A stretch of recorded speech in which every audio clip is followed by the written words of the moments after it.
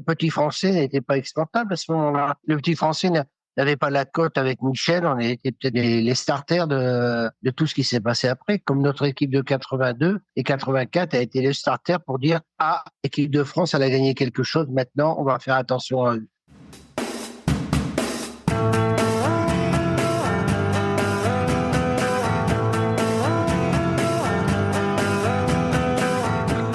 Bonjour à toutes et à tous et bienvenue pour un nouvel épisode du podcast des légendes, deuxième volet de notre épisode spécial remasterisé avec Didier Six. On va parler de ses souvenirs, évidemment de l'équipe de France, on va parler de Séville 82, de la Coupe du Monde, l'Euro 84, Galatasaray, Stuttgart, Aston Villa et bien d'autres. Rencontre, deuxième partie avec la légende du foot français Didier Six. Pour rester à l'équipe de France, t'es un pilier de la génération, de cette génération des Platini, des Bossis, des Six avec Hidalgo. Malheureusement, vous vous qualifiez pas pour l'Euro 80. Vous vous qualifiez pour la Coupe du Monde 82 avec ce match, notamment contre les Pays-Bas où tu es intenable. C'est un de tes gros matchs en équipe de France. Est-ce que tu sens que tu vas la faire cette Coupe du Monde 82? T'es persuadé d'être dans la liste? A priori, oui, on n'est jamais persuadé à 100%. Hein. C'est quand la liste elle tombe qu'on souffle, mais disons que il y avait de grandes chances. J'étais dans la maturité de mon football, donc oui, je pensais que, oui, sincèrement, je pensais que je serais dans la liste. Oui, à ce moment-là, tu es à Stuttgart où tu fais deux très bonnes saisons. Tu fais partie vraiment des pionniers de ceux qui s'exportent, des joueurs français qui s'exportent à l'étranger. Évidemment, il y a eu Copa bien avant, Grèce aussi un peu avant, Berdol qui a eu une expérience un peu plus mitigée. Toi, tu es un de ceux qui un peu ferait la voie pour les futures générations de joueurs français qui s'exportent à l'étranger. Et comment tu expliques que tu as réussi là où d'autres ont échoué ou d'autres n'ont peut-être pas osé franchir le pas? Moi, j'étais à Marseille, donc ça s'est pas fait avec Dortmund. J'avais appris l'allemand. La Bundesliga était un championnat primé au niveau mondial. Réussir en Allemagne, oui, ça m'a motivé. Ouais, le son a un petit peu sauté quand tu parlais. Donc tu disais que quand tu étais à Marseille et que ton transfert s'était pas fait avec Dortmund, tu avais appris l'allemand et que la Bundesliga t'avait toujours motivé puisque c'était un championnat de niveau mondial. Tu fais vraiment de belles saisons à Stuttgart. Je crois que vous terminez pas loin du Bayern Munich qui évidemment comme toujours écrase la compétition. On a terminé juste derrière eux. Après ça, je suis meilleur joueur étranger de la Bundesliga. C'était une belle récompense pour moi. Et quelles sont les attentes pour la Coupe du Monde 82? Parce que bon, là, vous avez du coup l'expérience d'avoir joué une Coupe du Monde. C'est une Coupe du Monde qui est en Europe. Vous avez un groupe qui joue ensemble depuis 6 ans. Vous vous fixez des objectifs en interne? Passer le premier tour, c'était déjà notre objectif au départ. Et après, on verra. Donc vous avez ce stage à fond remue où vous vous oxygénez un petit peu l'esprit et aussi au niveau physiologique. Un des points qui revient très souvent sur cette préparation, c'est le choix d'Hidalgo au niveau du poste de gardien de but. Donc Ettori est choisi au bénéfice d'une préparation tonitruante, je reprends ces mots à lui. À ce moment-là, tu fais un peu partie du conseil des sages d'Hidalgo, au même titre qu'un Trésor, qu'un Platini, qu'un Bossis, qu'un Giresse. Comment tu vois Toi, tu avais un problème avec ce choix du gardien d'Ettori? Non, faut pas rentrer dans ça. Il y a un choix qui est fait. On doit respecter le choix. On est en équipe de France. Quand on est en équipe de France, on sait quand on est sélectionné parmi les 20 joueurs ou 22 ou 23 joueurs, on sait il y en a 200, 300 derrière qui aimeraient être à notre place. Donc, le choix de l'entraîneur, il est là. Même si on l'accepte pas, il faut l'accepter, l'accepter dans le sens où il n'y a pas de vague à faire. D'accord. C'est comme ça, il y a eu un choix qui a été fait, même s'il se trompe, je vais lui prouver qu'il s'est trompé. Et toi, Didier, dans ta carrière, longue carrière en équipe de France, et notamment donc dans des compétitions où tu es dans un groupe, etc., est-ce que tu as déjà, parce que tu jouais pas, tu es allé voir le sélectionneur et tu as posé des questions, ou tu as tout le temps accepté les sélections telles qu'elles étaient? Ou est-ce que de temps en temps, notamment quand tu as commencé à avoir un certain statut entre 82 et 86, où tu étais quand même, voilà, tu avais de l'expérience, est-ce que tu es déjà allé voir un sélectionneur pour lui dire, enfin là, dans le cas présent, Hidalgo, pour lui dire, ah non, mais là, il faut que je joue? Non, parce Jamais. que jamais, jamais. Parce que j'ai été éduqué comme ça. Il y a des choses qui sont à respecter, même si je suis pas d'accord. Ça me mettait les boules de pas pouvoir à certains moments explosé. Mais je n'ai jamais explosé contre Michel ou quoi que ce soit. C'était pour moi une sorte d'éducation qu'on m'avait mise en place. D'accord. Et puis vous étiez un peu tous les deux des gars du Nord, qui avaient ce lien. J'ai pas été longtemps dans le Nord, Michel. D'accord. Donc 82 stage à Font-Romeu. Quelle est l'ambiance dans l'équipe? Parce qu'on a un peu l'impression que il n'y avait pas une ambiance extraordinaire dans ce groupe, hein. Contrairement à ce qu'on aurait pu croire au vu du parcours de l'équipe. Il y avait un peu une équipe qui était scindée en deux. Est-ce que toi, comment tu vois ça, toi, des années plus tard? Il y avait peut-être des problèmes externes entre certains joueurs que je ne connais, je n'avais pas rentré dedans ou quoi que ce soit. J'étais là pour faire une Coupe du Monde, d'avoir les résultats et de me préparer le mieux possible. Sans évidemment te prononcer sur des affaires d'ordre privé, est-ce que tu sens quand même qu'il y a une ambiance qui est pas optimale pour la performance, ou tu penses que chacun reste très professionnel? Je pense que chacun, avant tout, est resté professionnel en se préparant par rapport aux échéances qui allaient nous attendre. Mais je suis un peu en dehors de ça, hein, j'aime pas de me mêler à des choses qui ne sont pas football. Non, non, mais justement, la question, c'est vraiment, est-ce que tu penses que ces affaires ont empiété sur la préparation, Pas du tout. D'accord. Ok, très bien, très clair. Donc, premier match contre l'Angleterre à Bilbao, il fait super chaud. Les Français sont avec des joggings molletonnés malgré la chaleur. On a l'impression que c'est peut-être pas hyper bien géré, peut-être même pas super bien préparé, je sais pas. C'est pas qu'on n'était pas bien préparé, c'est que on a appris beaucoup de choses petit à petit. Sur ce match, par exemple, on rentre à la mi-temps. Les Anglais, la première chose qu'ils ont fait, ils ont pris une douche. Toi, tu joues pas ce match, tu vois ça d'extérieur. Est-ce que tu ronges ton frein sur le banc? Comment tu vis ce match vu un petit peu de l'extérieur?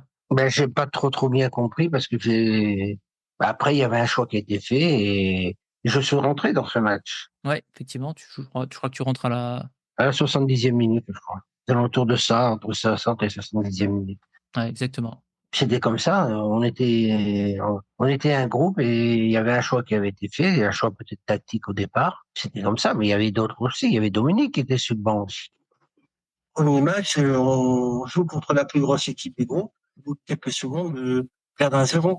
Malgré cela, on a continué à jouer notre jeu. Ouais, effectivement, l'équipe qui continue à jouer son jeu, et puis finalement une défaite assez nette quand même, hein, 3-1. Après ce match, les échos qu'on a eus, un peu de tout le monde, hein, notamment de Gérard Janvion, notamment, qui dit que l'ambiance est vraiment pas terrible après ce match, et que du coup, Platini déjà dans le bus, et je dis bien Platini, hein, et pas Hidalgo, que Platini dit à certains joueurs, bon, toi tu vas jouer le prochain match, tiens-toi prêt. Tu te rappelles de l'ambiance, toi, après ce premier match? Non, non, parce que c'est pas que je veux pas m'en rappeler, mais je n'ai pas eu la sensation. C'est vrai qu'il y avait certains groupes qui étaient différents des uns et des autres, où il y a eu un peu plus d'expérience et de maturité, puisque il y avait 78 qui étaient passés, et il y avait 80 quand on avait joué, on s'était pas qualifié à un fil du championnat d'Europe. C'est facile de dire après, il y a ça et ça.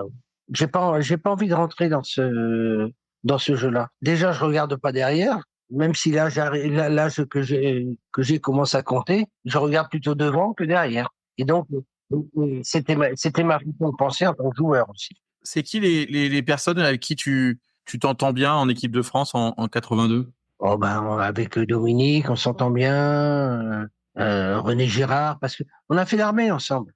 Il y a ceux qui ont fait l'armée, on a fait l'armée ensemble, on a connu pas mal de choses ensemble, mais on était tout gamins. Après, on sait très bien que il y avait une mainmise de Michel sur l'équipe par rapport à si avait l'intention, même si Michel, je parle de Michel Platini, si Michel Platini de dire à Michel Hidalgo, celui-là faut qu'il joue, c'est pas pour ça que Michel Hidalgo le faisait jouer. Non, non, effectivement, quasiment tous les joueurs de 82 qu'on a pu avoir nous ont dit que c'était un mythe que Michel Platini faisait l'équipe, mais qu'il y avait quand même des discussions avec Hidalgo, et que dans un sens comme dans l'autre, pouvait y avoir une sorte Non, d'influence. c'était notre capitaine, c'est avec lui il n'y avait pas besoin de discuter avec tous les joueurs, c'est avec lui qui discutait. Et cette équipe de 82, moi je me souviens, c'était l'équipe qui était quand même d'ailleurs dans sa construction avec l'ensemble des joueurs, qui était très offensive. Il y avait beaucoup d'attaquants. comment tu vis cette compétition dans ce sens-là? C'est-à-dire que à la fois, vous êtes une équipe, mais en même temps, il y a de la concurrence sur les différents postes. Comment toi, tu appréhendes ce côté un peu dual qui est, c'est une même équipe, mais en même temps, si je joue, je préfère, quoi. Tu te bats pour être titulaire. Tu, tu te bats c'est l'entraînement qui te fait que tu es titulaire. Voilà. C'est ton jeu, c'est tes qualités. Après, il y a un choix. Comme je l'ai dit avant, il y a un choix d'entraîneur qui est fait. Mais c'est qui fait que tu es titulaire et que tu passes devant d'autres. Et c'était qui tes concurrents, justement, en 82 pour ton poste?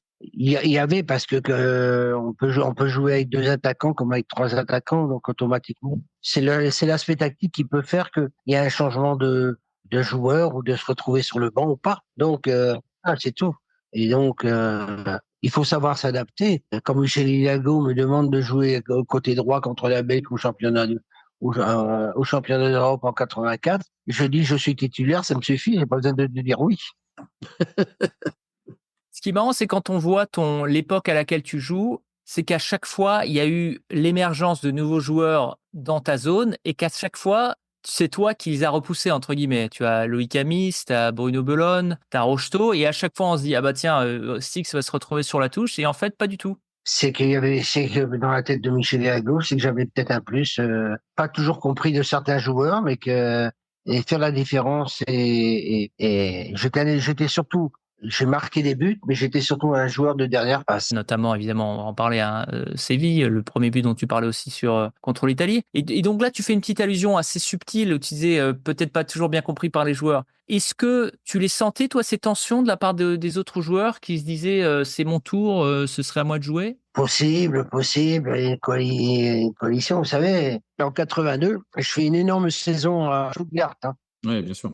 Faut pas l'oublier, hein, pas l'oublier. Dans le football de la Bundesliga, c'était un petit Français qui s'amenait là. Il y avait encore les symptômes de la guerre, hein. Non, tu étais le premier depuis Grèce à être aussi bon en Bundesliga. En Bundesliga, j'ai fait une saison énorme, ça c'est clair. Et dans cette équipe de France de 82, tu es le seul qui joue à l'étranger. À part Platini qui ira à la Juve, tu es le seul qui, à une époque non Bosman, qui est à l'étranger. Ouais, bien sûr, bien sûr. Parce que le petit français n'était pas exportable à ce moment-là. Le petit français n'avait pas la cote, on a été peut-être avec Michel, on a été peut-être les starters de tout ce qui s'est passé après, comme notre équipe de 82 et 84 a été les starters pour dire, équipe de France, elle a gagné quelque chose, maintenant, on va faire attention à eux. Ah, bien sûr, à 100%, 100%. Et alors du coup, alors je sais pas si c'est ces tensions, on va dire, mais c'est cette compétition en interne. Est-ce que tu penses que ça pousse chacun à donner le meilleur de soi-même, ou est-ce que ça peut peut-être au contraire inhiber ceux qui sont pas pris et qui restent sur le banc? Je pense notamment à Bruno Bellone qui ronge un petit peu son frein, qui lui aussi fait une très belle saison à ce moment-là à Monaco et qui, on l'a eu sur le programme, comprenait pas toujours pourquoi lui, plutôt que toi, était sur le banc. Alors déjà, pas sur le banc, hein. De temps en temps, il était en tribune surtout. C'était quand il était en tribune qu'il Ouais, n'aimait pas trop le truc. quasiment, ouais. Exactement. Ça fait partie des choix d'entraîneur, ça fait partie d'une sélection. Il faut l'admettre quelque part que moi non plus, quand j'étais sur le banc, je l'admettais pas, hein. Donc, le match d'après, hasard du calendrier et plutôt hasard vraiment bénéfique. Vous jouez contre une équipe beaucoup plus faible que l'Angleterre. Vous jouez contre le Koweït que vous démolissez. Tu marques, tu en parlais un petit peu tout à l'heure, ce but un petit peu jumeau de celui que tu marques contre le Brésil sur de nouveau une ouverture de Platini. Moi, je le trouve personnellement encore plus pur au niveau technique que le Koweït. Alors, c'est pas le Maracanã, mais c'est un but en Coupe du Monde. Raconte-nous ce but qui est, je l'ai encore revu ce matin, juste extraordinaire. C'est la même position que contre le Brésil. Michel est dans la même position. Il me la met, moi j'ai un contrôle de la poitrine, mais dans le contrôle de la poitrine, je vais vers l'avant. Et quand je vais vers l'avant, avant qu'il retombe, je vois le gardien qui s'est un petit peu avancé, et c'est là que je la frappe. Ah, donc, but du gauche, splendide. C'est le 3e but de la France. Match que vous gagnez 4-1 avec cette anecdote aussi un peu dingue du Sheikh, je crois que c'est le beau-frère de l'émir, qui est aussi le président de la fédération, une histoire comme ça, qui vient sur le terrain et qui interrompt le match parce qu'il y a un coup de sifflet venu des tribunes. Vous vous rendez compte de ce qui se passe, vous, sur le terrain? On le subit et on est obligé de faire avec. Et Jean-Vion nous racontait que Hidalgo se prend un coup, je crois qu'il se prend un coup sur la tête, qu'il se retrouve à un moment dans le vestiaire. Oui, je sais qu'il a pris un coup sur la tête, mais j'ai pas là. D'accord. Donc là, vous continuez votre compétition. Il y a ce match, donc le Koweït, ensuite un match important contre la Tchécoslovaquie que vous êtes un peu obligé de. Vous pouvez pas perdre ce match. Là, de nouveau, Hidalgo te fait confiance. Là, tu es vraiment installé dans l'équipe et Ouais, tu marques un nouveau but capital pour la qualification pour le second tour. bien sûr, ça nous permet de jouer la demi-finale contre l'Allemagne. C'est l'un des buts les plus faciles que j'ai eu à marquer. Oui, je crois que c'est une passe en retrait de. J'essaie de me souvenir, je sais plus. Non, on va Bernard Lacombe et moi, on va au pressing et le gardien fait contre de Bernard qui est avec le gardien. Et malheureusement pour le gardien, le ballon part sur la droite et moi j'arrive sur la droite avant mon défenseur pour le mettre dans le fond. Voilà, donc la France, donc but hyper important. Les Tchécoslovaques qui avaient marqué auparavant, ou je sais plus si c'est auparavant d'ailleurs, mais qui avaient marqué par penalty évidemment par Panenka, qui marque qu'à la 86e. Amoros qui sauve 84e. sur la ligne de la tête, Ouais. ce qui aurait, sans ce sauvetage, la France ne se qualifie pas. Donc la France qui est un peu miraculée, hein, avec un premier tour qui est dans un groupe pas évident, parce que la Tchécoslovaquie, on a tendance à l'oublier en 2024, mais c'était une équipe qui était championne d'Europe, qui allait finir troisième au championnat d'Europe, championne d'Europe en 76, ouais, qui allait finir troisième en 80. C'est un match très difficile. La Tchécoslovaquie avait loupé très peu de Coupe du Monde. Et donc, c'est une équipe qui avait un potentiel défensif énorme. Ce match-là, on doit le gagner 4-2.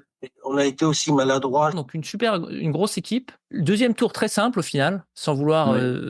vraiment diminuer les mérites de l'équipe de France. Vous êtes tombé dans un groupe quand même relativement facile. À cette époque-là, c'était 3 matchs de premier tour, 2 matchs de deuxième tour, Deux matchs. et ensuite la demi-finale. Donc vous jouez contre l'Irlande du Nord. Les deux matchs de deuxième tour n'étaient pas prévus que ce soit nous qui les jouions. C'était prévu que ce soit l'Espagne qui a raté complètement sa Coupe du Monde. Ouais, malgré l'aide aussi aux arbitres, avec pas mal de pénaltys, des pénaltys ratés qui sont demandés à être retirés, un petit peu le même modèle que l'Argentine. Exact.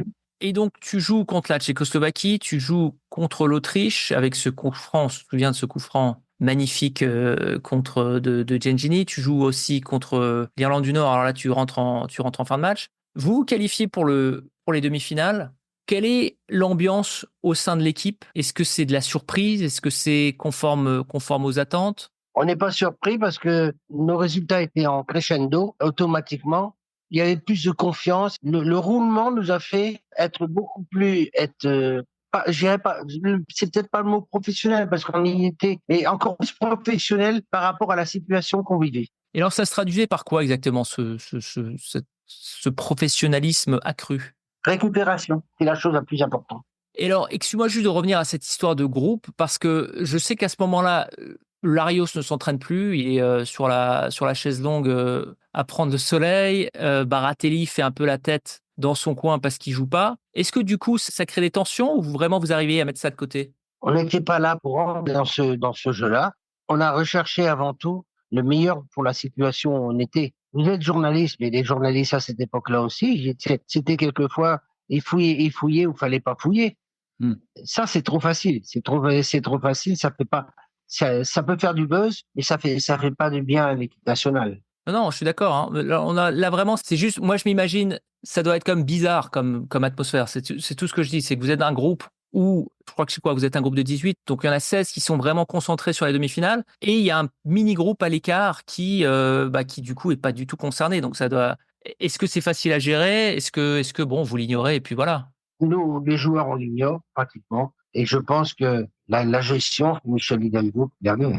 Ok, donc toi, tu sais, parce que tu les connais, que le match contre l'Allemagne va être un match compliqué. Est-ce que tu parles un petit peu avec tes coéquipiers en leur disant, voilà, tel ou tel, je le connais, lui, voilà comment il faut le gérer, etc. Oui, et certains, ça, on m'a demandé.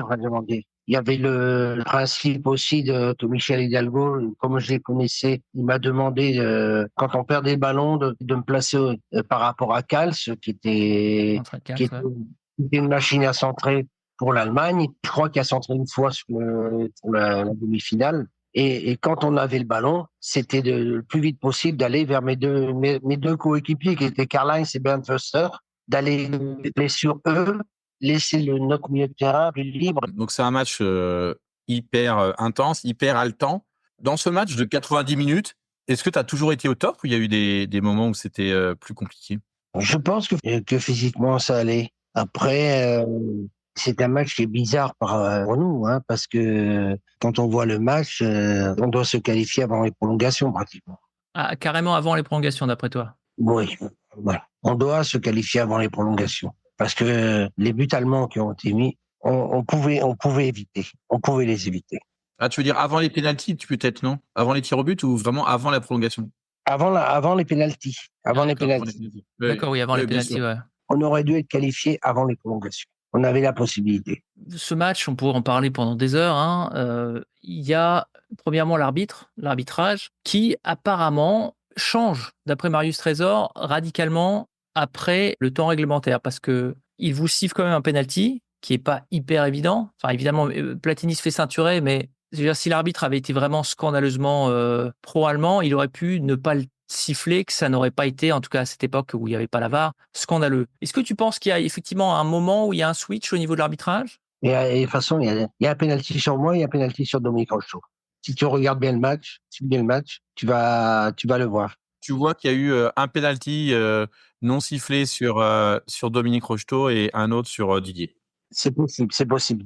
Dans ce qu'on a discuté et ce qu'on a vu, tu vois. Effectivement, ouais, c'est un match hyper âpre. C'est un match vraiment ultra intense qui va durer à cause des prolongations un temps énorme. Et effectivement, à 3-1, on aurait pu penser quand même que la France allait aussi l'emporter. D'après toi, c'est quoi qui a manqué maintenant?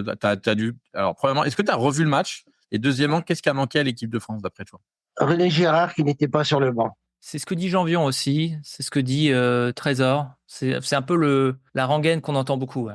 Le problème, il y a un double problème. C'est que Michel Hidalgo sur Lopez et qu'il fait jouer Janvion dans l'axe. Ça a été le problème. Et quand Lopez y rentre, il veut prouver qu'il a sa place. Que si c'était un Girard qui rentrait, si c'était René Girard qui était rentré, lui, il aurait fait métronome. Comme c'est un aboyeur, sa première pensée, ça aurait été de maîtriser le milieu de terrain, parce que le milieu de terrain, tu avais les gars qui étaient fatigués, hein. T'avais Michel qui était fatigué, t'avais Gigi qui était fatigué parce qu'ils s'avaient donné. Et donc, je pense que René aurait été plus un métronome qu'il était dans son poste de milieu défensif que Christian quand il rentre.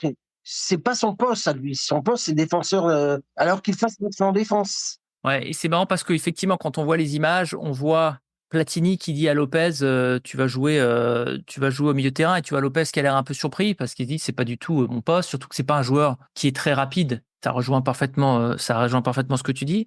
Si tu te souviens d'un des buts de l'Allemagne, je crois que c'est celui de Rummenigge. Si tu regardes bien le match, il y a faute sur Platini au 20-25 mètres allemand. Ouais, et puis il remonte le ballon vite fait. Et sur cette action, on prend le but. Et alors toi qui as de l'expérience, qui a joué en Bundesliga, qui connaît les Allemands, quand tu vois cet arbitrage, parce que ce qui choque un peu nos contemporains maintenant, c'est de voir, je dirais pas la passivité, ou peut-être pas la naïveté, mais en tout cas ce manque de réaction des joueurs vis-à-vis de l'arbitrage. Alors évidemment, ils n'allaient pas frapper l'arbitre ou quoi que ce soit, mais est-ce que tu penses qu'il y avait quelque chose à faire pour montrer à l'arbitre que vous n'étiez pas dupe? Parce qu'on a l'impression qu'il y a une espèce de résignation. Et je dis vraiment, c'est facile à dire 40 ans plus tard, hein, mais... Je sais pas, je peux pas ça, je peux pas contre les conneries, mais j'ai pas l'impression qu'on est dans une peut-être qu'il y avait le problème Battiston, peut-être que ça donnait un certain traumatisme. Hein. Et toi, tu la vois, l'action? Ah bah oui, je la vois, c'est moi le premier qui suis sur Patrick. Oui, effectivement, la photo, tu vois, on voit que tu lui tiens la main. Ouais. Le premier qui j'ai vu avoir des sursauts. Moi le premier, je lui tiens la nuque. Et comment vous arrivez à vous remettre dans le bain du match après un tel choc? On est pris par l'atmosphère, par le match, et puis on se remet dedans. Je vais pas revenir sur le déroulé du match, mais toi, tu fais cette passe pour Giresse pour le 3e but. Tous les boomers connaissent l'expression de Jean-Michel Larquet qui hurle en rentrée pour Giresse, en rentrée pour Giresse. Giresse qui frappe ce but, qui marque ce 3e but magnifique. Est-ce que toi, à 3-1... Larquet croyait que j'avais pas vu, peut-être. Mais il parlait tellement fort que sans doute tu l'as match. entendu. Il a hurlé tellement fort que tu l'as sûrement entendu. Ouais. Et du coup, à 3-1, est-ce que toi, tu te dis, Parce qu'on a eu Giresse sur le programme qui disait dans sa tête, il s'est dit ça y est, on est en finale. Il dit ça tape fort dans ma tête. Je me dis on est en finale, j'ai du mal à y croire. Est-ce que toi, tu as cette même impression? Oui, bien sûr, bien sûr. Vu qu'on termine un partout avant les prolongations, on ne sait pas comment les Allemands vont pouvoir marquer puisqu'on a tenu le choc. On a tenu l'équipe d'Allemagne qui était l'équipe d'Allemagne, la grande équipe d'Allemagne. Hein. Oui, bien sûr. Et Oui, donc, pas une petite, c'est sûr. je crois qu'il y a peut-être une faiblesse tactique qu'on n'a pas su résoudre. Moi qui suis entraîneur aujourd'hui, je pense, et j'ai déjà regardé, et pas trop souvent, parce que ça me plaît pas, parce que je reviens pas trop derrière, mais j'ai déjà regardé et je pense qu'il y a eu un problème tactique qu'on n'a pas su résoudre. C'est-à-dire qu'on n'a pas su résoudre parce que vous l'avez quand même résolu jusqu'à la 104e minute. Non, on l'a pas résolu. On l'a pas résolu parce qu'on a à 1-1. Oui, mais après on n'a pas résolu. On n'a pas à la 104e minute, il reste 16 minutes et ces 16 minutes de merde là, ils nous ont, on n'a pas résolu le problème tactique qu'on pouvait avoir. À la limite, quand je parle de René Girard, je peux parler pour 98 Deschamps, qui est un boyeur, qui n'a pas les qualités d'un Platini, d'un Giresse, mais qui a d'autres qualités, et ces qualités-là, on ne les a pas mis en place. On en revient du coup à ce qu'on disait plus tôt, c'est cette espèce de mauvaise gestion humaine du groupe, parce que il y avait un autre joueur qui avait un peu le même profil que Girard, c'était Larios, qui lui non plus est pas... C'est pas le même profil. Sincèrement, c'est pas le même. Je connais bien Jeff, hein. Bien sûr. C'est pas le même profil, pas du tout. Ok, j'entends bien, mais fondamentalement, aucun des deux n'est sur la feuille de match. Girard est dans les tribunes. Donc tu penses que c'est vraiment là la genèse du problème? Je sais pas, c'est possible, c'est possible. En tout cas, donc vous vous dirigez malheureusement vers cette séance de tir au but. Ce qu'on a tendance à oublier, c'est que c'est la première séance de tir au but en Coupe du Monde de l'histoire. Hein. Il n'y en a jamais eu auparavant, il me semble. Et donc, est-ce que vous les préparez la veille? Vous vous entraînez à les tirer? On a eu des préparations, oui, on a eu des préparations. Ouais. Et je vais te poser une question. Quelle est la différence entre 98 et nous? Bah, la chance, je pense, la réussite. Non, réfléchis. Il y a deux choses qui sont importantes. Bah, grosse différence par rapport à 82. C'était à la maison et il y avait le but en or. Déjà, le but en or, ça changerait tout. Ouais. Le but en or. Nous, on est qualifié après le but de Gers. Bah oui, le but en or, ça change énormément. La deuxième chose, le dernier défenseur en le rouge, c'est-à-dire Schumacher. Bah, déjà, avec la VAR, l'Allemagne termine à 10. Hein. C'est pas la VAR. Automatiquement, ça change les données, ça. Ça change les données. Quand il marque, c'est contre la Croatie qui marque le but en or aussi. Non, contre le Paraguay. Ouais, Paraguay. But de blanc, ouais. Ouais. Laurent, ouais, de Lolo. Ça change les données. Ça change toutes les données. Ouais, non, et puis aussi, vous avez en 98, t'as toute une partie de l'équipe qui joue en Italie, qui a du coup cette culture tactique et cette culture de la gagne, et du coup une équipe moins romantique, peut-être moins spectaculaire à voir jouer, mais plus réaliste. Oui, mais ça, non, j'y crois pas trop sur ça. Par contre, sur les lois, oui, sur les lois de la FIFA, oui, je crois que on porterait une étoile de plus. C'est vrai que c'est triste que bon, ta génération a gagné l'Euro 84, mais c'est vrai qu'une Coupe du Monde aurait été vraiment largement méritée. Donc vous vous dirigez pour les tirs au but. Et alors là, pour le coup, il y a eu pas mal de versions contradictoires sur le déroulement de cette série. Question. Ouais. Est-ce que vous avez avant le match, dans tes souvenirs, est-ce que vous avez un ordre de tireurs avant le match qui est prête? Non, avant le match, même pas moi je tire. Donc avant le match, tu fais pas partie de la liste. Et comment est-ce que tu te retrouves dans cette liste alors? Michel Hidalgo, il revient vers moi après avoir fait tous les gars et il me dit j'ai besoin d'un 5e. J'ai dit t'as personne, je vais faire le 5e. D'accord. Donc il te met 5e, hein? Mais je lui avais dit non avant. Et lors de tu changes d'avis? Parce que Michel revient, il me dit j'ai besoin que tu le tires, Didier.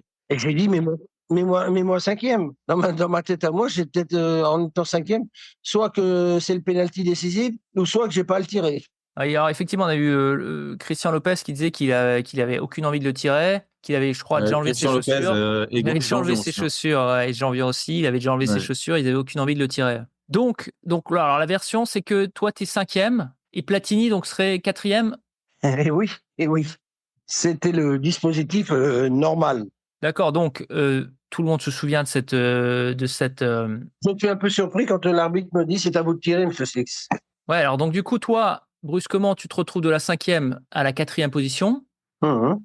Et alors, est-ce que tu essayes de persuader Platini? Est-ce que tu dis, Platoche, c'est à toi de tirer? Ou comment ça se Ah passe? non, non, non, j'y vais parce que c'était donné. Il y avait plus de solution à chercher. Comme c'était donné, il va. Ouais. Et donc à ce moment-là, l'équipe de France a un but d'avance parce qu'Ettori a arrêté le penalty Je t'ai niqué. de Stick, voilà. Ettori, et d'ailleurs, je tiens parce qu'on à tort ou à raison, Ettori est critiqué, énormément critiqué pour cette Coupe du Monde, mais c'est le seul gardien à avoir arrêté un penalty allemand dans l'histoire de la Coupe du Monde, hein. Donc je tiens quand même à le préciser. Et donc tu tires de manière Tu parles à un de mes potes, alors je vais pas te dire non. non, non, nous on l'adore, hein, sur le podcast, Tonton, Jean-Luc, c'est un gros fan. Je pense il est Il est critiqué vraiment adorable. à tort. Il a fait une Il belle est Coupe du adorable. Monde. Ouais. Donc, tu es un peu surpris, tu le dis toi-même. Et qu'est-ce qui te passe par la tête à ce moment-là? Et je l'ai dit après, longtemps après, je l'ai dit ça, ce que je viens de redire là, parce que les gens pourraient prendre ça pour une excuse. C'est pas une excuse. J'ai raté le penalty, c'est moi qui ai raté, basta. C'est clair et net. Mais ça aurait pu changer. Et tu sais ce que je m'en veux? Je m'en veux, c'est que la veille, on avait fait coup franc, on avait fait penalty, tout ce que j'ai fait, j'ai mis en force. Et tous ont été au fond. Et ce jour-là, je sais pas. Le pourquoi, je le place et je pense aussi que Hansi Müller, qui savait où passer, a prévenu du banc. J'ai sûr, c'est Kalain, c'est Benfusser qui me l'ont dit. Parce que j'étais à Stuttgart, en plus j'étais chez les Allemands. Hein. Je l'appelais connard parce que je connais même plus son nom, qui a écrit un livre quand il dit. Donc ce connard-là, il a écrit un livre en disant qu'il y en a qui ont été fusillés pour moins que ça pendant la guerre. C'est vraiment de la connerie. Hein. C'est vraiment de la connerie. Waouh. Qui c'est qui a dit ça? Un écrivain qui a écrit un livre Et qui parle de ce penalty? et qui parle de ce penalty-là aussi. Waouh, un écrivain français. Ouais, ouais, ouais. On va se renseigner. On Mais je va me se souviens. renseigner. Renseigne-toi, tu me le diras parce que je me souviens plus du nom, mais pour moi, je l'appelais connard. Ce qui est parfaitement compréhensible. Du coup, Platini marque le 5e, les Allemands marquent derrière, et puis bon bah voilà, Roubesch marque le but après Bossis qui rate le sien.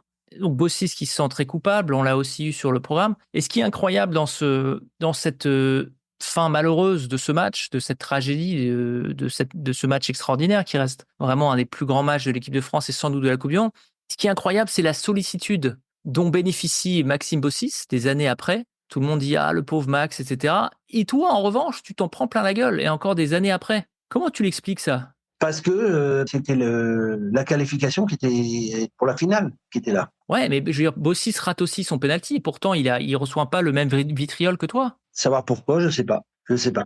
Ça te touche ou tu t'en fous? Non, je m'en fous pas parce que ça a touché mes enfants. Ah, carrément. Ça a touché mes enfants. Et un jour, je suis rentré dans la tête d'un gars à cause de ça. D'accord. Parce qu'il avait manqué de respect ou...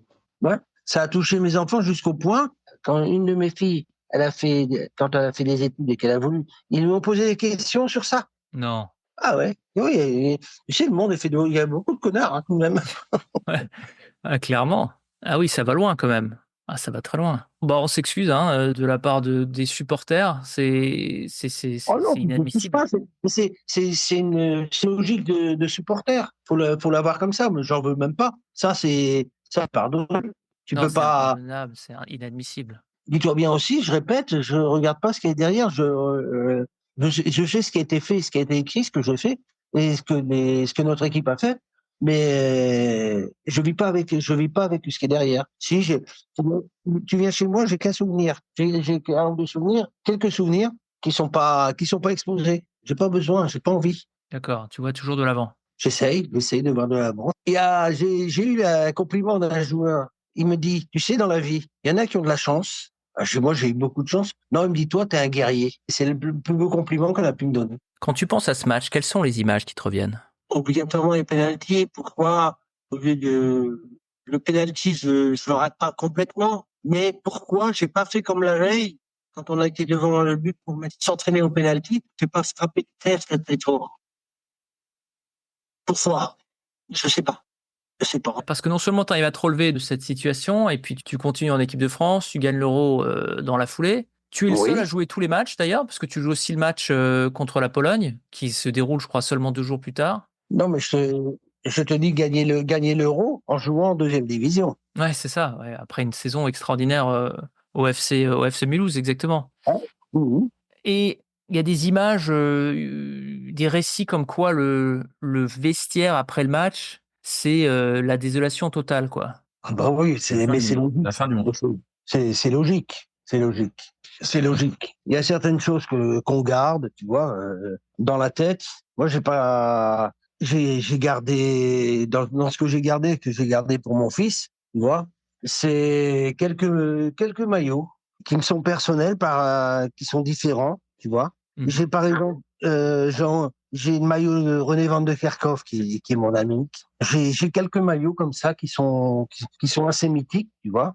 J'ai le maillot de Zico. Ce sont mes trophées à moi qui sont importants et que je veux garder. J'ai gardé pour mon fils, pour mon gamin, parce que qu'il sache un jour que son père, qu'il fasse ce que j'ai pu faire, tu vois. Ouais. Et c'est quoi ton maillot le plus, celui qui est pour toi le plus de valeur sentimentale? C'est sorti là, je l'ai là, j'ai sorti, je l'avais. Il est là. Je sais pas si tu peux le voir.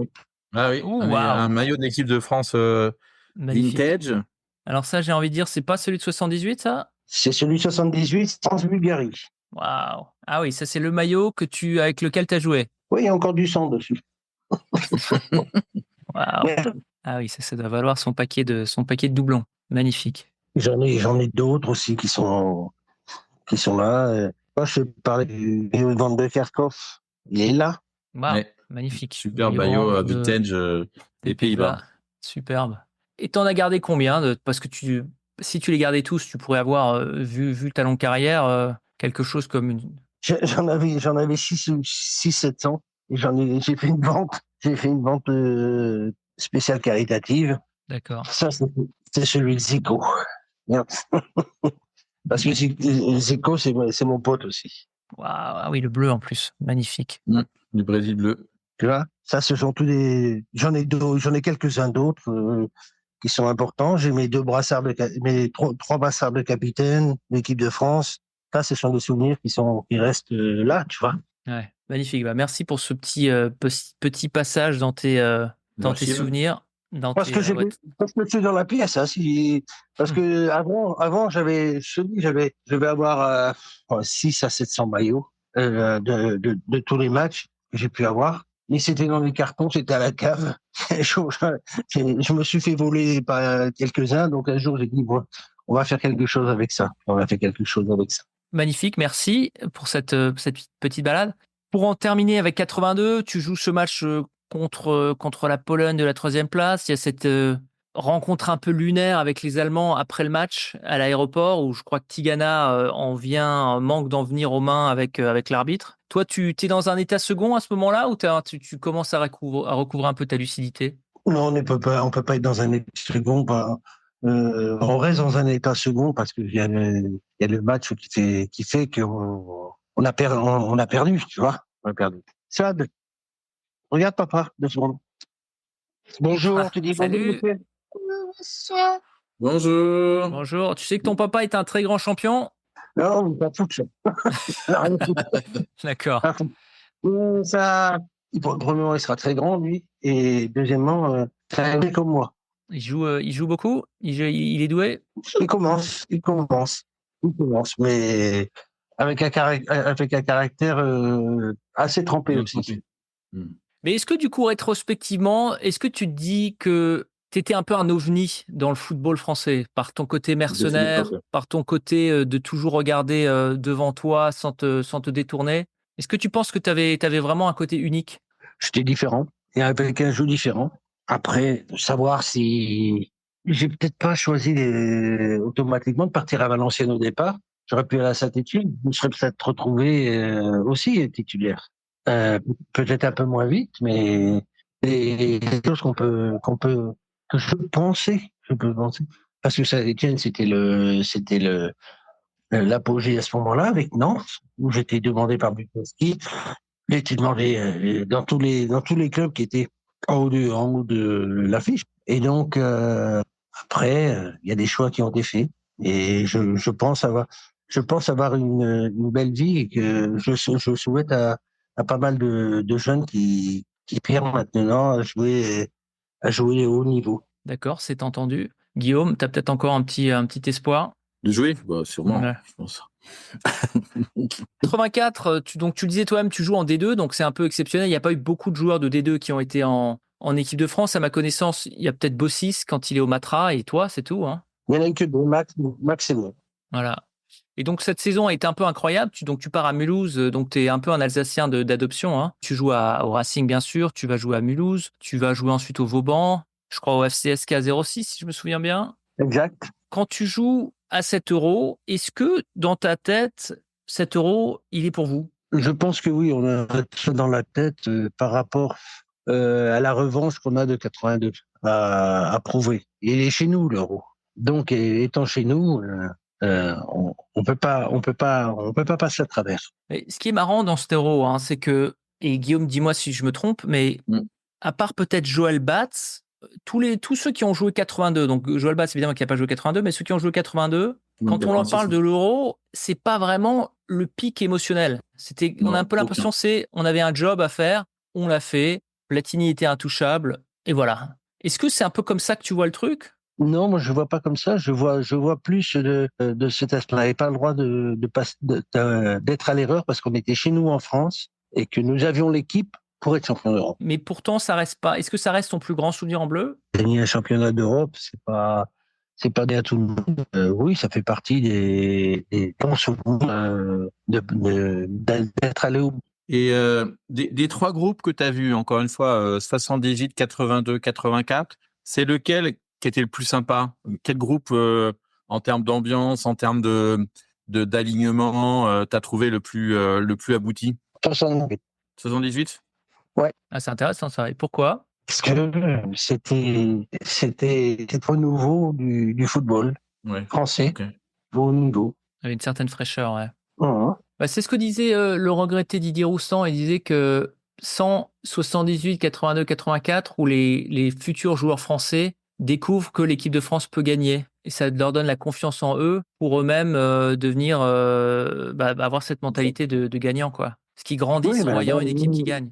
On était catalogués d'être les champions du monde des matchs amicaux. Ouais. Ouais, les losers magnifiques, tout ça, ouais, c'était toute une qui n'était pas complètement vrai d'ailleurs, parce que c'était à l'époque, il y avait quand même 8 équipes qui étaient qualifiées pour l'Euro, par exemple. C'était quand même très, très compétitif. L'Euro est plus difficile qu'une Coupe du Monde. Hein. Ouais, totalement, totalement. Et donc cet Euro, vous le gagnez. Toi, malheureusement, tu joues pas à la finale. Comment tu l'expliques alors que tu joues quasiment toute la demi-finale, que tu joues 3 matchs, mais que tu es mis de côté sur la finale? J'ai pas d'explication. Ou si je l'ai, elle restera chez moi. Ah, tu l'as, mais tu veux pas la dire. Donc il y a une explication.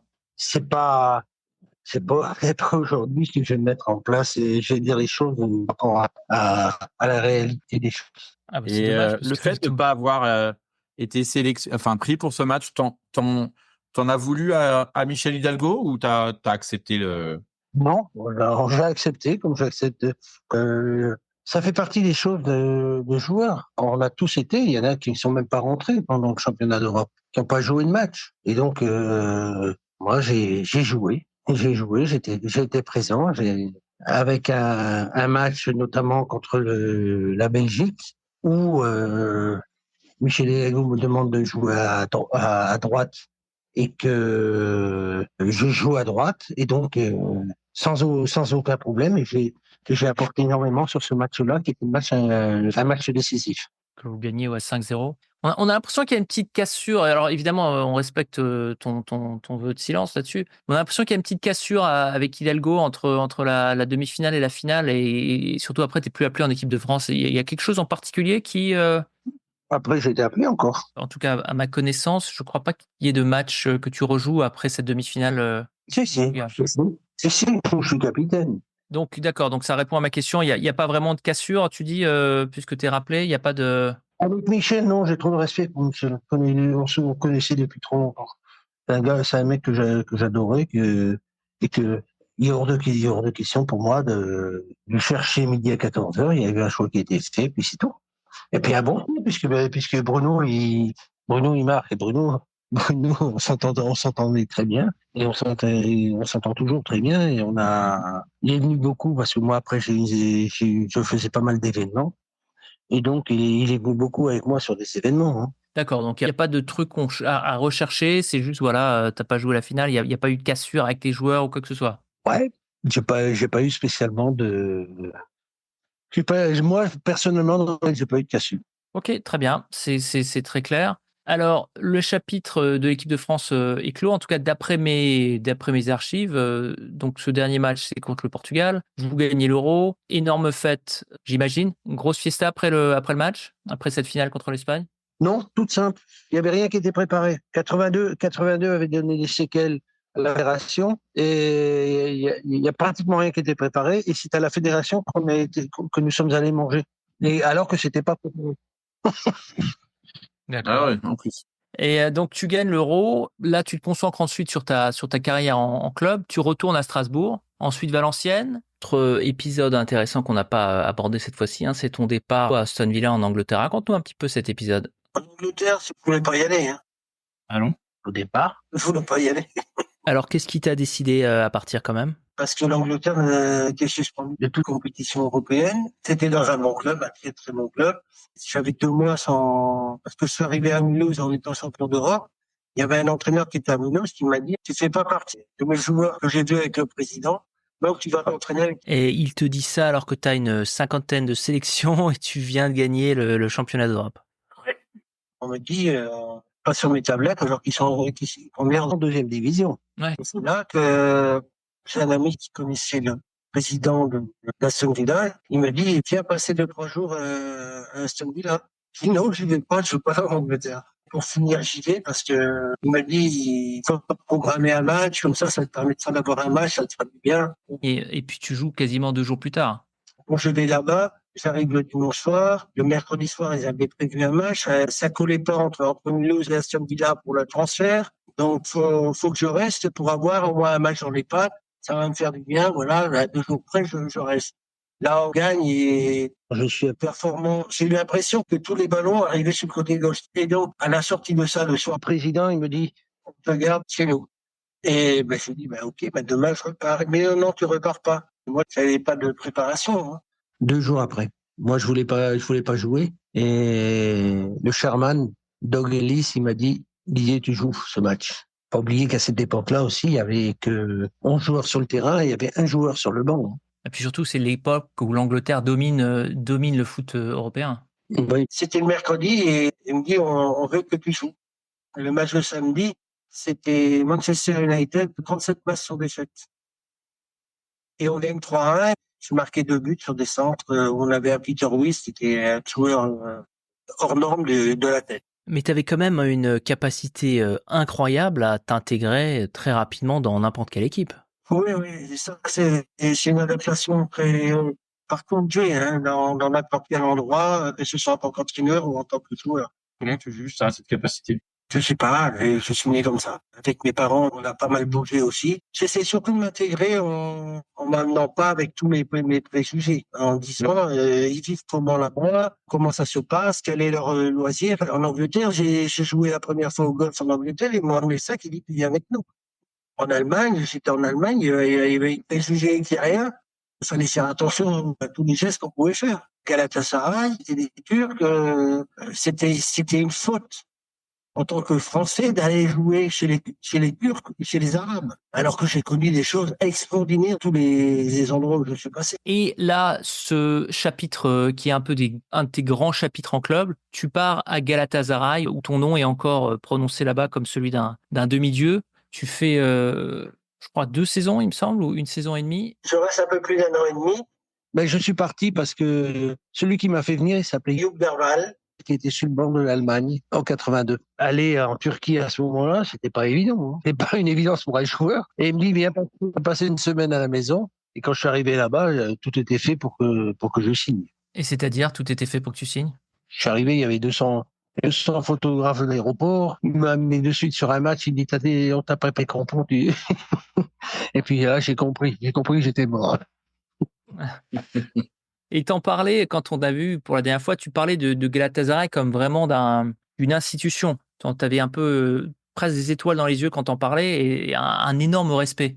Beaucoup. Dis-nous un petit peu ce que ça représente pour toi, Galatasaray. Galatasaray présente j'ai tout gagné en Turquie. Je suis resté un an là-bas parce que Youb Derval était malade et que il partait. J'ai dit à Youb, si tu pars, moi je pars aussi. C'est toi qui m'as fait venir, je reste pas. Et donc j'ai vu le président qui a compris et je suis revenu sur la France. Et la saison qui suit, Galatasaray joue contre Monaco en Coupe d'Europe, c'était mieux. Et le président, il me dit, on a rayé ton contrat, d'accord, mais on n'a pas ta licence, tu es encore licencié chez nous. Est-ce que tu veux revenir? Ça, c'est quelque chose qui était imprévu pour moi. Et je dis, président, je peux pas revenir. C'est pas possible. C'est pas possible. Et parce que quand on a joué à Galatasaray, on est marié avec Galatasaray. Galatasaray, c'est ni plus ni moins que Saint-Cyr ici ou l'ENA. Donc c'est une institution, hein, c'est une institution. Pas oublier que Galatasaray, avant tout, c'est un lycée où ils apprennent en français. Plein de choses qui sont ça fait partie du quand tu me parles de quels sont tes masques, quels sont tes trucs et qui sont plus importants, c'est la carrière, on parle de blessure. La seule blessure que j'ai eue, elle est pratiquement juste avant la Coupe du Monde 86. Ouais, quand t'es à Strasbourg. Hein. Non. T'es à Metz, pardon, à Metz. Quand je suis à Metz. Ouais. J'ai fini meilleur passeur de France avec Susic, avec Mbokandé meilleur buteur. Et donc, ça a fait que il y a eu une coupure. Et puis bon, j'étais blessé. C'est la seule blessure que j'ai eue. Alors, tu parlais de mariage, justement. Comment t'expliques à ta famille qu'à chaque fois que tu redéménages tous les 6 mois quasiment ou tous les ans, c'est facile à gérer? Ça se gère par rapport à la vie courante et tout. Et on fait une gestion un peu de nomade, tu vas me dire, mais elle est comme. Ouais. Tu as fait énormément de villes. C'est quel l'endroit où tu fais le plus la fête? Où il y a vraiment la possibilité de faire énormément la fête? Partout. Partout, si tu veux faire la fête, tu peux la faire partout. Mais la fête, elle vient si tu as les résultats. La fête, elle est là. Parce que quand tu n'as pas les résultats, tu rentres chez toi. C'est quoi la plus grosse fête que tu aies faite, justement? Bah, toi, t'aimes bien la fête, hein, j'ai l'impression. C'est un gros. Guillaume, c'est. Non, mais ça m'intéresse toujours. Faut pas se fier à son costard cravate. Hein. Non, mais je suis impressionné par certains joueurs, notamment Henri Michel, qui étaient des stars, qui étaient capables d'être les premiers à l'entraînement et les premiers au foncier, même s'ils étaient sortis toute la nuit. Là, je pouvais faire la fête le lendemain matin, j'étais devant l'entraînement. Ouais, c'est ça. Alors justement, il y en a quelques-uns comme ça. Il y a Georges Best, évidemment, qui malheureusement a mal tourné. Hein. Henri Michel, qui paraît-il était impressionnant. Et toi aussi, apparemment. Donc tu pouvais concilier les deux. Parce que possibilité physique, peut-être, je te l'ai déjà dit. Mais c'est pas. Il faut savoir aussi. Il faut savoir quand tu fais la fête. Et alors, c'était quoi, toi, les signes qui disaient qu'il était temps d'arrêter quand tu faisais la fête? T'avais une limite? Je sais plus qui nous avait raconté que c'était pas Marius Trésor, qui était un bon gros fêtard aussi, Guillaume, tu te souviens? Qui avait des limites. Bah non, mais je me souviens de l'anecdote de Jean Vion sur Loïc Camis, mais ça avait rien à voir avec Oui, c'est ça. avec le sujet. Mais effectivement, qu'il y avait des limites à avoir, quoi. Ça, c'est sûr et certain. Bien sûr que tu as une limite à avoir. Tu sais, t'es pas là. Tu peux prendre un verre, 2 verres, mais après, tu calmes le jeu. T'es pas là pour faire. Et tu sais très bien que tu as un métier qui va dépendre ta réussite va dépendre de ça. Donc, automatiquement, oui. Je dirais pas fêtard. Épicurien, c'est peut-être mieux. Ah, D'accord. Mais c'est un peu le cas, effectivement, de Henri Michel. Et nous, bon, moi, je me souviens, on a un ami commun avec Michel. Et il me disait tout le temps, non, mais honnêtement, jusqu'au 12e verre, ça va, mais à partir du 12e verre, là, c'est vrai que je commence à plus voir. Et bon, sa limite était quand même le 12e verre. Elle pas jusque-là. Ouais. Bah, pourtant, ça fait 2 fois 6, mais c'est quand même, effectivement, c'est une certaine... Joli. Et alors, il y a une anecdote assez marrante que Gérard Janvier nous avait racontée de votre passage à New York. Est-ce que tu te souviens d'un épisode particulièrement cocasse? Ah, dis-moi l'épisode cocasse, je te dirais si t'as raconté des conneries ou pas. Alors, je vais te le dire. Oui, alors il nous racontait que tu avais un petit peu fait le mur pendant le match. Je crois que c'est le match contre, j'ai envie de dire 79 contre les États-Unis à New York. Non, tu as un petit peu fait le mur, que tu envoies tes affaires de l'autre côté de la fenêtre et que tu sors pour les récupérer et qu'elles ont disparu. Tu as passé le reste du séjour en Survêtement. survêtement. Est-ce que c'est vrai cette histoire? Oui. Alors c'est faux complètement. D'accord. C'est faux complètement parce que on était 2 dans la chambre. Celui qui était dans la chambre avec moi après le match, il est sorti et il m'a demandé de garder la chambre pour tout seul. D'accord. Voilà, je suis allé dormir. J'étais parmi ceux qui étaient sortis aussi. Et quand je suis rentré dans une autre chambre. Et quand je suis revenu le lendemain matin, j'avais toutes mes fringues qui avaient disparu. Ah oui, il y a quand même l'histoire de fringues quand même. D'accord, donc l'histoire des fringues est Donc en fait, exacte. tu dors dans une autre chambre et quand tu reviens dans ta chambre, il n'y a plus une seule affaire. Ah on m'avait piqué mes fringues. D'accord, pas mal. Pas mal Et du donc, je tout. suis parti avec le survêtement de l'équipe de France dans la D'accord. Et ça arrivait souvent, ces petites histoires de un ou joueur qui sortait ou des trucs comme ça ou est-ce que vous étiez unis? Est-ce que vous sortiez tous ensemble? Comment ça se passait? Il y avait des groupes? C'était qui tes gars sûrs, toi, dans le groupe, les gens avec lesquels tu aimais bien faire les 400 coups? J'ai pas te dire des noms ou de quoi que ce soit. C'est vrai qu'on avait plus d'affinité avec certains, mais ça arrivait aussi qu'on se retrouvait tous ensemble. Hein. Pour revenir sur cette histoire new-yorkaise où tu reviens, tu reviens dans ta chambre, tu découvres que tu n'as plus un slip. Est-ce que tu soupçonnes quelqu'un ou tu te dis, mais enfin, qu'est-ce qui se passe dans ta tête là? Non, mais je sais pourquoi et ça restera mon savoir à moi. Voilà, D'accord, tu sais pourquoi tu un n'as plus de grand, fringues à ce un moment-là. sacré code d'honneur. Hein. Tu passes sous six lances. Ouais, mais Ouais. Didier, et sans vouloir, tu sais, si tu nous le dis pas, personne ne le saura. Et dans le sens où là, tu gardes une anecdote assez croustillante et assez drôle. Et malheureusement, la postérité va pas pouvoir comprendre qui et pourquoi quelqu'un t'a volé tes affaires, tu vois. Je m'en fous de la postérité. Tiens, je vais te montrer quelque chose que tu dois reconnaître. Ouh, ah, c'est le ballon de la Coupe du Monde 78, ça, ou 82? 82. C'est le ballon d'un match? Oui, mais je ne dirais pas le match. Très secret, hein, très secret, Didier. Ouais, parce que c'est celui de l'Allemagne. Tu crois? T'as droit d'extrapoler, hein. Ouais, exactement. Et comme tu dis pas non, ça veut dire oui. Donc voilà.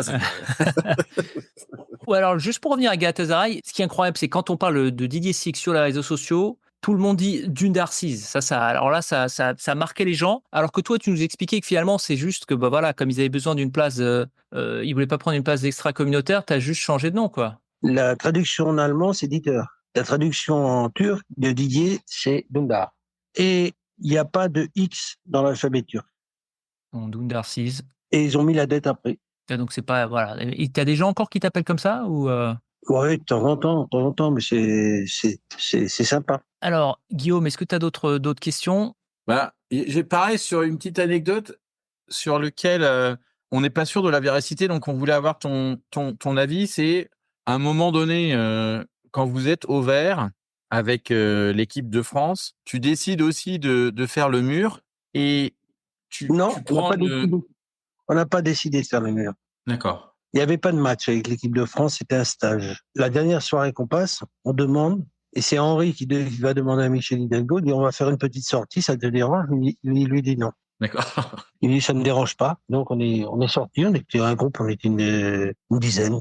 On était une dizaine mais tu ne sauras pas les noms, tu ne sauras pas ce qui s'est passé exactement. Parce que ça aussi, ça fait partie de moi. Je vais être honnête, je trouve que c'est remarquable que tu conserves encore, que tu protèges encore tes coéquipiers. Et je trouve que c'est très emblématique au final de ta personnalité. Un petit peu de paratonnerre, parce que cette histoire, elle est relativement connue. Alors les détails sont un petit peu obscurs, mais il y a une histoire comme quoi une voiture a été endommagée, voiture d'un Non, c'est pas commissaire de une voiture police. non, c'est un commissaire de police qui partait en vacances. Je me suis endormi au volant, j'étais tout seul, heureusement. Mais j'étais pas tout seul à l'aller. J'étais tout seul au Oui, alors retour. c'est ça qui est incroyable. C'est que donc toi, tu es un petit peu, je dirais, pas le coupable, parce que je crois pas qu'il y ait de grosses conséquences en tout Non. cas, et Dieu merci, il n'y a pas eu de blessés. L'affaire a un peu été étouffée, à tort ou à raison. Mais là, tu continues à protéger tes coéquipiers, ce que je trouve ça remarquable. Et c'est un petit peu pour faire un parallèle avec l'histoire de Séville, c'est que de nouveau, c'est toi qui te prends le match de Séville dans la gueule, alors que tu as quand même très bien joué. C'est toi qui est le paratonnerre lors de cette petite sortie, alors que t'es pas tout seul. Comment t'expliques ce côté un peu sacrificiel que tu as? C'est pas un sacrifice, c'est une façon de penser, une façon de voir les choses. Et la notion de groupe, de protéger le groupe, c'est quoi exactement? Parce que c'est pas frustrant de voir que c'est ton nom qui revient alors que finalement t'es pas tout seul dans cette histoire-là? T'as pas de problème avec ça? Non, j'ai géré ça avec les gars. J'aurais toujours dit que je ne donnerais pas de nom. D'accord. D'accord, bah le gars sûr par excellence. 40 ans plus tard, tu tiens toujours parole, quoi. Toujours. Ah, c'est C'est fort. comme dit Michel, c'est assez emblématique en fait de ta personnalité et bon, ce qui est à la fois tout à fait à ton honneur. Bon, ce qui pour nous est dommage parce on aurait eu une belle petite anecdote rigolote. Ah oui, on est toujours fan d'anecdotes, donc c'est vrai que c'est dommage, mais je trouve ça remarquable et vraiment je te tire mon chapeau pour la façon que tu as de préserver l'anonymat de tes camarades encore 50 ans plus tard. Alors, Guillaume, si tu es prêt, moi je suis prêt pour les questions mitraillettes. Oui. Et là, c'est un petit peu comme quand tu étais sur le terrain, c'est de l'instinct pur, Pas de pas de réflexion. réflexion, faut y aller tout de suite. Est-ce que tu es prêt, Didier? Est-ce que tu es prêt pour les questions très rapides, Didier, où tu dois répondre sans réfléchir? J'ai le droit combien de jokers? Avec vous, je fais attention. Ah, comme tu veux, mais tu verras, il n'y aura pas besoin de joker, c'est juste réfléchir. Quel est ton club de cœur? J'en ai plusieurs parce que j'ai passé des bons moments. Quand tu joues à Lens avec ce public, quand tu joues à Galatasaray avec ce public, quand tu as 30 000 personnes d'un stade qui, lors de ton premier match contre Manchester United, t'as vaincu depuis 32 matchs et que tu gagnes le match avec Aston Villa et que j'étais pas prêt à jouer les 90 minutes, qui est à la 70e minute que je demande à sortir, que le public se lève. Premier Français à jouer en Angleterre et avoir ça le premier match, ça résonne. Entendre l'hymne national, ça résonne. T'as d'autres clubs, t'as Stuttgart, où c'était certainement les saisons que j'ai fait là-bas très bonnes. Après, tu sais, t'as plein de souvenirs qui viennent par rapport au club que tu as fait, mais je vais aujourd'hui dans tous les clubs où je suis passé, j'ai pas un souci de rejet. T'as l'air ému quand tu parles d'Aston Villa, je me trompe? Non, pas plus que ça. Ce qui est émouvant, c'est que j'aurais dû rester plus longtemps à Aston Villa. Et j'aurais dû peut-être y aller avant en Angleterre. C'est quoi justement le public qui t'a le fait plus vibrer? Rouge et jaune. Rouge et jaune. Bon. Tu sais, ça m'a porté préjudice d'être l'enfant chéri du public allemand. Parce que quand je rentrais sur le terrain, il y avait au moins 20 000 de spectateurs, voire plus, parce que ça de 50 000, 40, 50 000. Quand je rentrais sur le terrain, c'était 1, 2, 3, 4, 5, 6. Tu vois? Guillaume, je sais pas si Ça, tu parles allemand, mais... comment? Non, j'ai expliqué à Guillaume ce que ça veut dire parce qu'il a fait 8 ans d'allemand, mais il sait toujours pas compter. Donc Guillaume, ça c'était 1, 2, 3, 4, 5, 6 en allemand. Hein, Je viens de comprendre. Ouais. Merci. Quel est ton plus beau but? Maintenant, je commence à être vieux pour dire c'est celui que j'ai pas encore marqué. Ouais, voilà, c'est possible. Enfin bon, ça sera plus dur. J'ai marqué avec les anciens il y a peu de temps. Encore. Un des plus beaux buts, je vais te le raconter, à part les buts qu'on connaît, c'est bon, t'as Maracana, je serais énuméré, mais je jouais après à Vauban-Strasbourg et on joue contre le Paris FC, ce qui est national maintenant. Je ne pique pas un ballon de match. Le gars, il m'avait mis dans sa poche, dans les deux poches de derrière, les deux poches de devant, dans sa petite poche. J'avais pas piqué un ballon. Et il nous reste 2 minutes à jouer. Et moi, je vais même pas, on a un corner pour nous, je vais même pas dans le corner, tellement ce jour-là, j'étais mauvais. Et sur le corner, le ballon me revient pratiquement au coin des 18 mètres, je reprends de voler et je mets dans la lucarne, on gagne à 0. Je vais vers le gars, je lui dis, il y a pas de justice au football.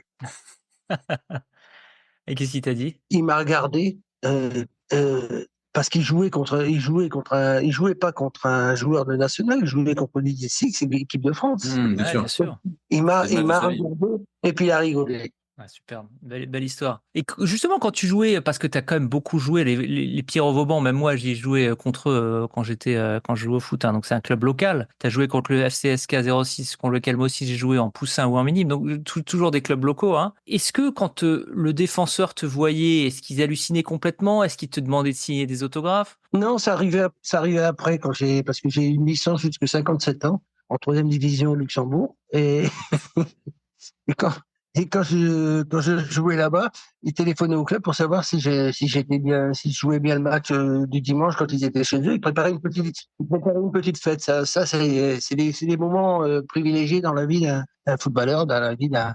Mais j'ai toujours adoré le terrain. C'est pour ça que je suis entraîneur aujourd'hui. Et que, tu vois, c'était à cette époque-ci, j'ai pas d'équipe à gérer, ce qui viendra peut-être hein, dans les jours ou dans les semaines à venir.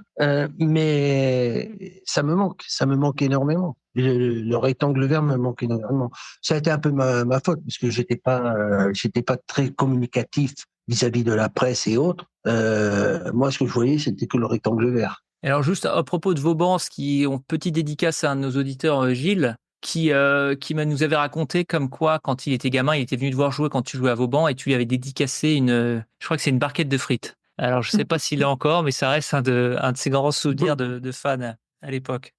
Tu sais, on a mis des dédicaces un peu partout. Hein. Ouais. Est-ce qu'il y a eu des endroits incongrus? C'est-à-dire, qu'est-ce que tu entends par là? Des endroits où tu te dis après coup, waouh, c'était pas nécessairement la meilleure idée que j'ai eue? Personne n'est Dieu, hein. Il n'y en a qu'un. Et donc, il faut savoir qu'il y a plein de choses, qu'on pouvait voir autrement. D'accord. Quel est le pire défenseur auquel tu as eu affaire durant ta carrière? Le plus dur, le plus dur. Ouais, c'est pas forcément le plus talentueux, c'est plus celui qui ta plus mauvaise expérience en tant qu'attaquant. Le plus dangereux, il était lyonnais. Ouais, Raymond? Non, Baeza. Ouais. D'accord. Lui, c'était dangereux. Après, à Nîmes, j'ai eu Kabil. Non, j'avais Boissy d'un côté et Kabil de l'autre. Ouais, non, les Nîmois, ils étaient connus. Ouais. Et puis j'imagine à Bastia, devait y avoir quelques bons numéros aussi. Ah bah, c'est aussi, il y a Ivanovic. Un jour, le père Boissier, qu'on se rencontre après, qui est un mec adorable aussi, on a discuté, on s'est vu il y a peut-être 5-6 ans. Un jour, je joue contre Nîmes. Les 2-3 premiers ballons, c'était des attentats. Il n'y a pas d'autre mot. Donc, je vais de l'autre côté. Et moi, j'étais assez jeune, je connaissais pas. Et je reçois un ballon. Et avec ce ballon, je le pousse pour déborder. Et je déborde. Et je savais pas que c'était Kabil en face de moi. Ouais. Et je centre. Il vient vers moi, il me dit, c'est la première et la dernière fois que tu fais ça, petit gars. Si tu veux jouer professionnel. Waouh. Et comment tu le gères, ça? Après, avec le sourire. Mais j'ai vite changé, je suis reparti à Boissier. Ouais. Ouais. C'est ça, je dirais sur le coup, parce que tu es jeune, donc tu dois quand même. J'imagine que tu as dû être prévenu par tes coéquipiers, mais tu dois quand même un peu avoir peur, non? Non, pas spécialement. J'ai jamais pensé à vraiment avoir peur. D'accord, donc tu Vraiment. pensais que tu disais c'est du bluff, il essaie de m'intimider. Oui, puis il y a d'autres façons. J'ai joué un de mes premiers matchs en pro contre Yuri Djorkaeff. Et contre Jean Djorkaeff? Contre Yuri ou contre Jean? Ah ouais. Contre Jean Djorkaeff, capitaine de l'équipe de France, tout ce que tu veux. Automatiquement, ça fait que tu as en face de toi un monstre. Ouais. Je crois que j'ai joué arrière latéral pendant tout le match. Ah ouais. Ouais, carrément. Quel est le stade qui est le plus impressionnant ou que t'aimais pas aller jouer? Pas vraiment de souvenirs sur ça. Pas vraiment de souvenirs. Et c'était dur de Bastia, oui. Ouais. Nîmes Bastia, ouais. Quel est le joueur qui te faisait les plus belles passes? Ivica Osim. D'accord. Yougoslave, il a joué à Strasbourg, entre autres. Quelqu'un de magique qui pensait, bouffait, qui buvait, tout football, que football. Qui est ton meilleur pote dans le foot? Pas obligatoirement des gens connus. D'accord. Non, mais...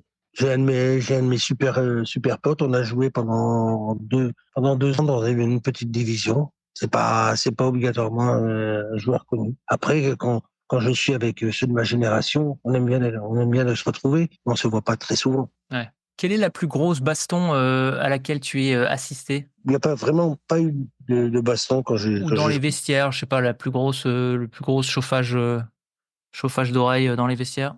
J'ai pas souvenir. Quel est le meilleur entraîneur que tu as eu, Didier? J'en ai eu plusieurs, pas dans l'ordre, mais Banid, Ouais, Gérard Banid. Daniel Clerc, Hugh Derval, Jürgen Sondermann, Marcel Husson. C'est ceux que j'avais le plus affinité. D'accord. Même si le grand, il me faisait chier de temps en temps, Ouais. parce qu'il voulait me pousser toujours au maximum des choses. Mais c'était un mec adorable. Ouais, il pouvait piquer un peu le joueur, hein, d'après ce qu'on a cru comprendre. Ah ouais, piqué. Un jour à l'entraînement, on faisait une sorte de taureau, et ça lui a pas plu, et commence à nous insulter de tous les noms. J'ai pris le ballon, j'ai foutu au-dessus des maisons. Et ça lui a plu, ça. Ah, ça lui a plu. Putain, il dit, j'ai aimé ça. Je veux la même chose sur le terrain. Donc, si je peux les mettre au fond, c'est mieux. Et toi, c'était ce genre de management qui te plaisait, là où on te poussait dans tes derniers retranchements? Oui, certainement que j'avais besoin de ça aussi. Ouais. Et quel est le meilleur conseil que tu as reçu dans le foot? Je peux pas parler ça, les conseils. Je crois que mon père était à tous les matchs. Je crois qu'il m'a dit 5 fois, aujourd'hui, top match. Je pense que j'en ai fait plus que 5. Est-ce que tu t'es retrouvé dans un autre joueur après ta carrière? Est-ce qu'il y a un nouveau Didier Six? Je sais pas, mais c'est pas vraiment des parallèles qu'on veut chercher, mais je me vois plus dans la tête et dans le jeu d'un Griezmann, tu vois. J'aime bien ce joueur, parce qu'il a réussi au départ. N'oublie pas qu'il est parti sur une connerie, fédération. Après, j'ai eu des amis comme Zico, Kempes. Ces relations-là, ça a pas de prix parce que ce sont des icônes, tu vois. Mais Cruyff est toujours resté ma star à moi. Et moi qui suis d'origine belge et hollandaise aussi, j'ai eu la chance de pouvoir faire un stage à 4 ans à Saint-Jacques. Je voulais me garder. Ça s'est pas fait, mais j'étais allé pour le stage seulement voir Johan Cruyff. Ah oui, D'accord. juste pour lui. Est-ce qu'il y a un match qui te donne encore des cauchemars, que tu revis encore dans tes rêves et que tu te réveilles en sursaut? Non. Je te dis, je vois de la rue, je vois pas derrière. D'accord. Et ton plus grand souvenir, ton plus grand succès, la chose dont tu es le plus fier dans ta carrière? 23 ans de carrière. La durée Encore. de la Si tu as carrière. joué jusqu'à 57 ans, on peut dire que tu en as eu 42 ans au final. Au haut niveau, je sais pas. D'accord. Au- Et alors, deux dernières questions. En tout cas, de mon côté, vas-y Guillaume. Rétrospectivement, tu as le choix entre faire Nantes ou Saint-Étienne un petit peu avant. Tu aurais choisi quel club? Saint-Étienne. Saint-Étienne? Ok. Alors, ça fait mal à Guillaume qui est fan de Nantes. Non, parce que je pense que j'aurais réussi dans les deux, parce que les deux avaient envie que je vienne. Mes parents qui m'ont empêché l'éloignement. Ils n'étaient pas majeurs encore, hein. Mais je me plains pas d'avoir été où je suis allé.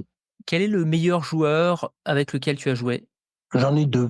Ivica Osim et Platini. D'accord. Et quel est l'héritage que Didier Six laisse au football? Je peux pas donner un héritage, non, ça c'est clair. Ce qui est écrit est écrit. Ce qui est maintenant, je crois que la fierté de génération doit penser qu'on a été les starters de 98. Indéniablement, ouais. Ouais, c'est sûr. Et ça, je pense de temps en temps qu'il y a un manque de respect. Pour toi ou pour ta génération?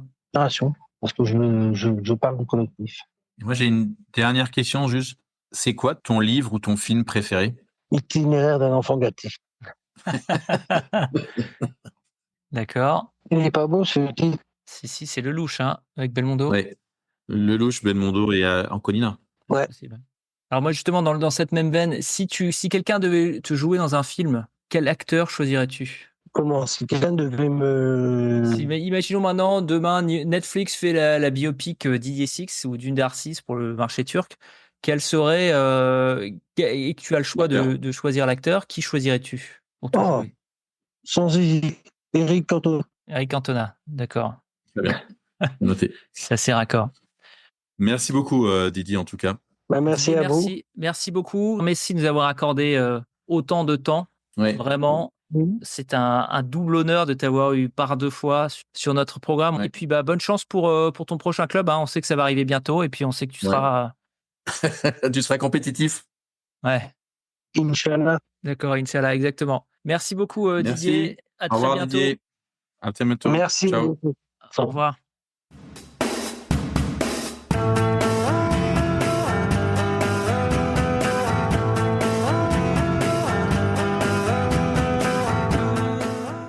C'est la fin de ce deuxième volet remasterisé avec Didier Six, une des plus belles pattes gauche du foot français. On espère que vous avez apprécié ces épisodes. Didier, encore merci de ta disponibilité, ta générosité avec nous et d'avoir permis aux auditeurs d'avoir enfin un épisode avec un son digne de toi, digne du grand joueur que tu as été encore. Merci 1000 fois Didier. Chers auditeurs, chères auditrices, je vous rappelle que vous pouvez nous rejoindre sur les réseaux sociaux, sur notre site web www.lepodcastdeslégendes.com pour continuer l'expérience podcast des légendes. Vous pouvez nous retrouver sur YouTube, Instagram, Twitter, évidemment sur notre page Facebook avec plusieurs dizaines de milliers de followers avec lesquels vous pouvez discuter et revivre ensemble les grands moments du foot français. Si vous avez un petit peu de temps, je vous demande de nous mettre une évaluation positive sur les plateformes de podcast. Ça prend 1 minute et ça peut nous aider énormément. Merci à toutes et à tous de votre fidélité au podcast des légendes. On se retrouve la semaine prochaine.